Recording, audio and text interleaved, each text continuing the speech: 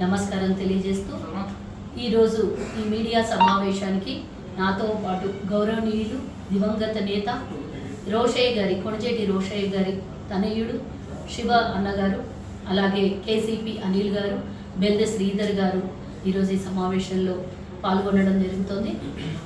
ఈరోజు రోషయ్య గారి పేరు గుర్తించుకోవడం అనేది యావత్ జాతికి గర్వకారణంగా, అది అసలు మనకు చేయాల్సినటువంటి గర్వమైనటువంటి విషయం. ఎందుకంటే రోషయ్య గారు కాంగ్రెస్ ప్రభుత్వంలో ఉన్నప్పుడు 16 సార్లు బడ్జెట్ ప్రవేశపెట్టి ₹1 కూడా ఓవర్ డ్రాఫ్ట్ పోనీయకుండా, రాష్ట్ర కేంద్రాల మీద ఎలాంటి అప్పుల భారం మోపకుండా, రాష్ట్రాన్ని రక్షించడమే కాకుండా కేంద్రానికి ఒత్తిడి తేకుండా గిన్నిస్ బుక్ ఆఫ్ వరల్డ్ రికార్డులో ఎక్కి తనదంటూ ఆర్థికవేత్తగా ప్రపంచానికి చాటి చెప్పినటువంటి రోషయ్య గారు నిగర్వి, అజాత శత్రువు.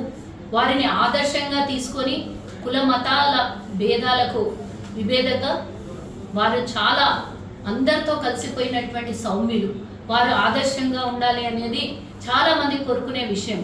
కేవలం ఈరోజు వైశ్యులకే కాదు, యావత్ 2 తెలుగు రాష్ట్రాలలో పేరుగాంచినటువంటి వ్యక్తి.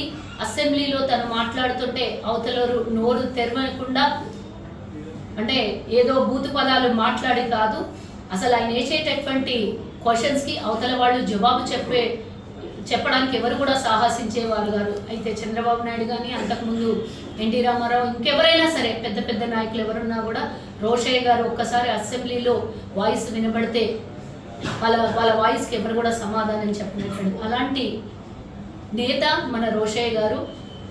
రేపు అనగా 4వ తారీఖు ఒక యాదృచ్ఛికం ఏంటంటే జూలై 4వ తారీఖున వారు జన్మించినటువంటి రోజు, అలాగే డిసెంబర్ 4న వర్ధంతి, జూన్ 4వ తారీఖున వారి పెళ్ళైనటువంటి రోజు. అలా యాదృచ్ఛికంగా 4 తారీఖులు అన్నీ వచ్చాయి. అన్నిటికన్నా ముఖ్యంగా మరి రేపు ముఖ్యమంత్రి గారు రేవంత్ రెడ్డి గారి చేతుల మీదుగా కాంస్య విగ్రహము లక్డిగా పూల్లో ఉన్నటువంటి ఈ రోజు అన్ని హంగు ఆర్భాటాలతో ఏర్పాటు చేసినటువంటి కాంస్య విగ్రహాన్ని రేపు ఉదయం 9:30 ముఖ్యమంత్రి గారి చేతుల మీదుగా ఆవిష్కరించబడుతుంది. వారు వైశ్యులకే కాదు, రాష్ట్రంలో తెలుగు ప్రజలందరికీ, 2 రాష్ట్రాల్లో ఉన్నటువంటి తెలుగు ప్రజలందరికీ ప్రముఖమైనటువంటి నాయకులు కాబట్టి ఇక్కడే కాదు, ఆంధ్రప్రదేశ్లో ఉన్నటువంటి ప్రతి ఒక్కరు కూడా రేపు ఈ జరగబోయే ఈ మంచి కార్యానికి అందరూ రావాల్సిందిగా ఈరోజు మేము ఇక్కడి నుంచి ఆహ్వానాన్ని పలుకుతున్నాము. ఇంకో చిన్న విషయం ఏంటంటే పక్క రాష్ట్రం కూడా వారు పుట్టినటువంటి రాష్ట్రం కాబట్టి అక్కడ కూడా చంద్రబాబు నాయుడు గారు ఇప్పుడు అధికారంలో ఉన్నారు. వారు కూడా అధికారికంగా ప్రకటిస్తే బాగుంటుంది. ఈరోజు తెలంగాణలో ముఖ్యమంత్రి గారు ఈ మధ్యకాలంలో జరిగినటువంటి అసెంబ్లీలో రాష్ట్రం అధికారికంగా నిర్వహించాలి, వర్ధంతి జయంతిని అని ఏ విధంగా ప్రకటించారో చంద్రబాబు నాయుడు కూడా అదే ఇనిషియేటివ్ తీసుకుంటే బాగుంటుంది. అందరి వాడు రోషయ్య గారు కాబట్టి ఇద్దరు 2 రాష్ట్రాలు కలిసి చేసుకోవాల్సినటువంటి కార్యక్రమం ఇది కాబట్టి రేపు ఇనిషియేటివ్ తీసుకుంటారు చంద్రబాబు నాయుడు అని మేము కోరుకుంటున్నాము.